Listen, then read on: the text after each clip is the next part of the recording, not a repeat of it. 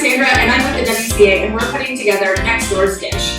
This year for Christmas, if you're missing holiday parties as much as I am, we've got some quick and easy recipes that you can put together this afternoon to drop off for your friends for your next Zoom call, or go-to meeting, or FaceTime, or team chat, or messenger call, or whatever you're doing right now. So if you want to put some stuff together for your friends for your next call that you can drop off on the porch and wave from the car, today we're going to be putting together black pepper biscuits, cranberry salsa, a grown-up cocktail which is called a scofflaw, and some honey butter just put on the side.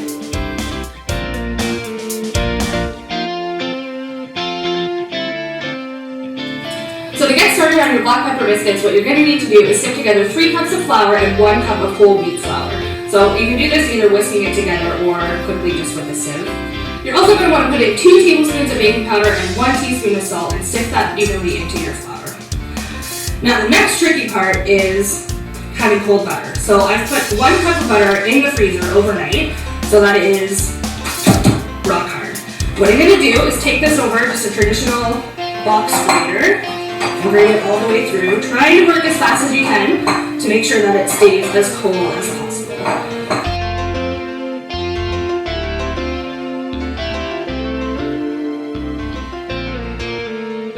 Once you have that 1 cup of grated frozen butter, you're going to want to loosely mix it into your combined dry ingredients. And again, you're going to want to do this as quickly as possible to keep the butter as cold as you can.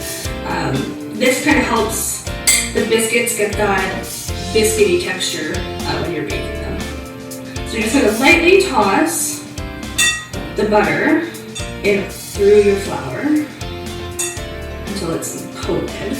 And of course it's going to seem like it's melting as soon as you start touching it, so don't let that stress you out. Once you get all of the butter into your flour bowl, and again just give it one last coat, you're going to want to put in 1.5 cups of milk.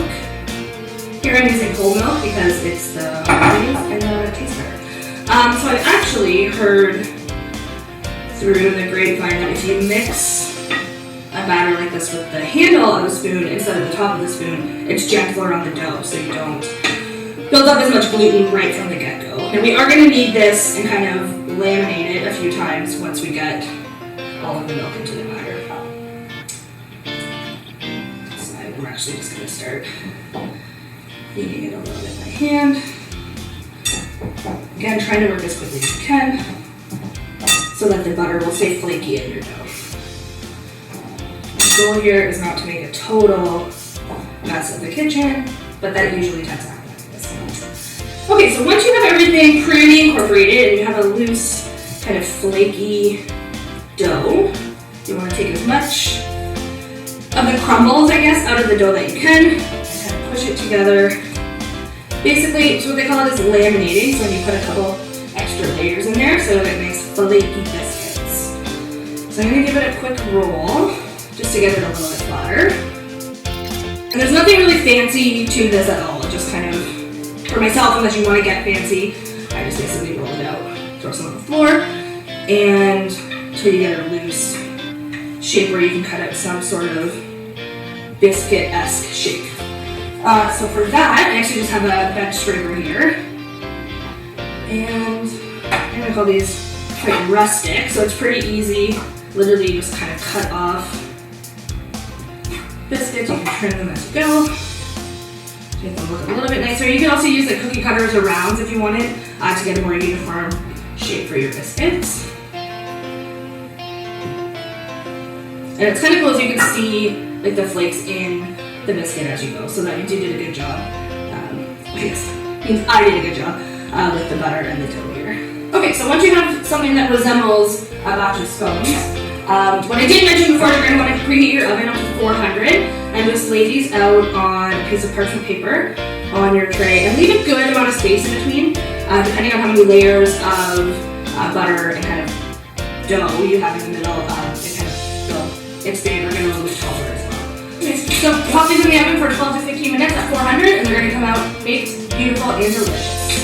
So after about 12 or 15 minutes in the oven, your biscuits are going to come out looking golden, flaky, and delicious. You can actually see the butter kind of melting and the layers in between. So while they're still hot, you just want to take some flaky salt and put that on the top. I kind of like to press it in as well, just while it's a little bit warm so it kind of sticks. And I like to be pretty heavy-handed on the pepper, but you can of course use your discretion when it comes to that.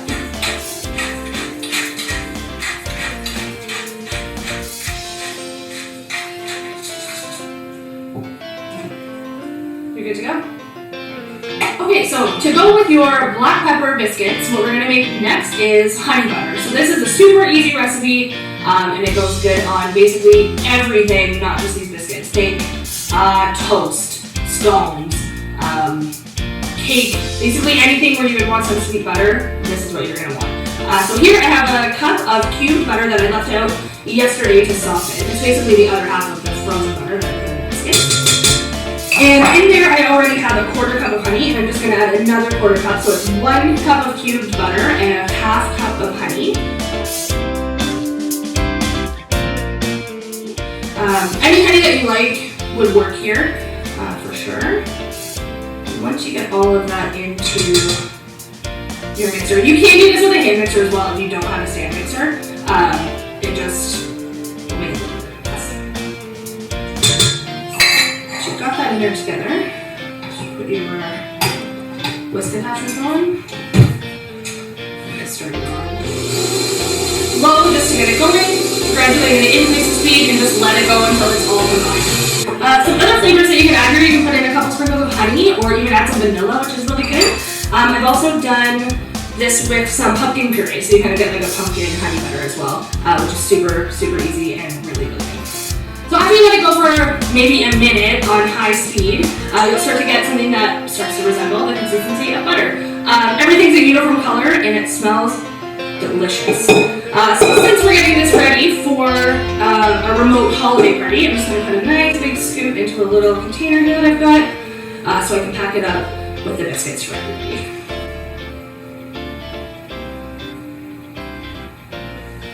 And I'm going to put in a little bit extra because everybody's going to want some more. This is actually a really easy coworker gift as well. I've done this in the past. You just do it with some jars and drop them off at everybody's desk, and it's a big hit. Honey butter, done. And now for what I'm going to call the star of the basket, which is the cranberry salsa. So here I have 4 cups of fresh cranberries, so I'm just going to toss those into a pot and just cover them with water so that I can boil them for about a minute just to get them to start cooking just a little bit to start breaking down. So once your water is boiling, your cranberries will start to sort of pop and split open, and they'll actually make a really cool noise when you're doing that. So after they've done that and most of them are popped open, I'm just going to quickly strain off that hot water and transfer these right back into the pans so that they can continue to cook a little bit with the heat, and so that I can actually kind of press them down with the back of my spoon and start to kind of pop some of them open. To that, I'm going to add about 1.5 or 2 cloves of garlic that's chopped up, as well as I've got maybe 7 or 8 mint leaves here that I chopped up really finely. I've got 4 sliced green onions, a little bit of the white parts, mostly the green tops, and 1 jalapeno, which is diced up really fine. So to that, I'm going to add some chopped up cilantro, as much or as little as you want, and it's kind of a polarizing flavor for a lot of people. So especially with the holiday party, you might want to keep it on the tame side just a little bit. But I actually am a huge fan, so I'm going to put in kind of half of the chunk that I've got here, just kind of roughly chopped up so that it can mix in really well with the cranberry. So once you've got that kind of where you like it, toss that into the pot as well. Make sure you give it a nice stir.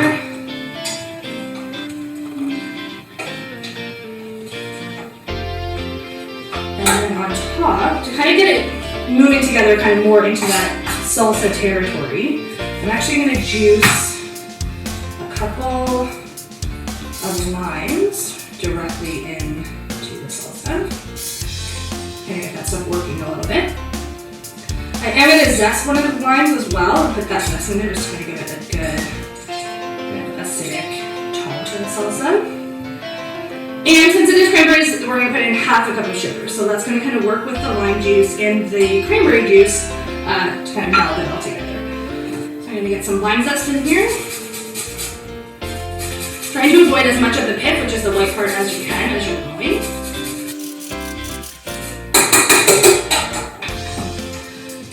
Stir here and see if I need to add some more lime juice. You kind of just want to play it a little bit by ear just to make sure that you can get everything put together, looking kind of like it's supposed to be there, basically.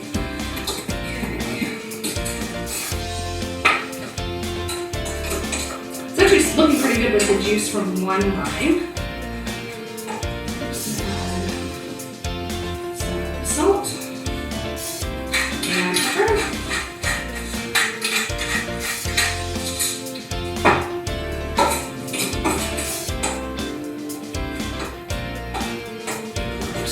Now you can serve this warm. This is a little hot, I think, for what I would recommend serving this with, but once it cools down, you can serve it a little bit warm or actually cold as well. It's really good dip for chips. Obviously it goes really good with baked goods. We got it going on with some scones here too. So there's lots of opportunities where you can use this in different applications. So this, I'm just going to put this in a big bowl here so that it can kind of cool down before I start packaging it up for all of my peeps. And this looks really good. It's kind of one of those really great dishes. It's super easy. It looks really festive. It looks kind of like Christmas in a bowl, and it is really, really unexpectedly delicious. So since we're having a grown-up holiday party here over whatever type of electronic platform you choose to have your holiday parties this year, so we're including a cocktail which is called the scofflaw. Normally I would make this in a cocktail shaker, but since I'm preparing it to put in a gift basket to drop off for the folks who are coming to the party with me, I decided to make it in a mason jar so that we can easily shake it over ice. So in here I have 1.5 ounces of whiskey. To that I'm going to add 3/4 of an ounce of dry vermouth.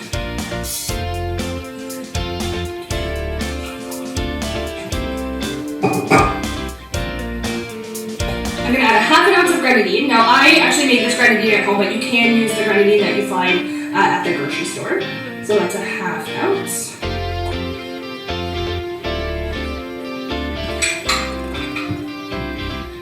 On top of that, we're going to add 3/4 of an ounce of lemon juice. This is something that you're definitely going to want to squeeze fresh, even if it's not right for this cocktail, but definitely squeeze that day if you can. And 2 dashes of orange bitters.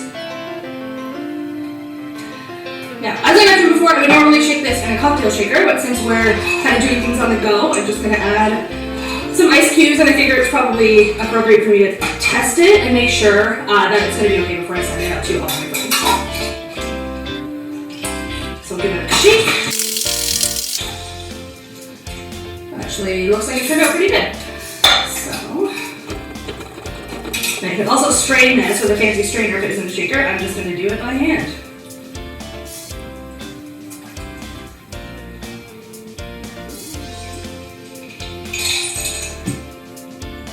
And that's a scofflaw. Cheers!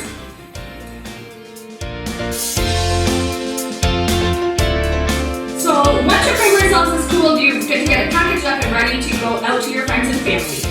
So in this tray here, I've got a container with some of the black pepper biscuits that we baked earlier.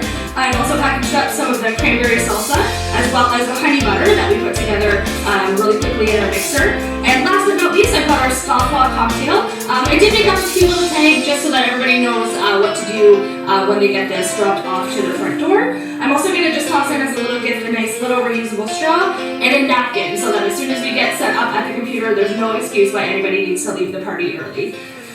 On behalf of the Williamsburg Community Association, I just want to say happy holidays and feel free to check me out on Instagram at PrettyEffingGood.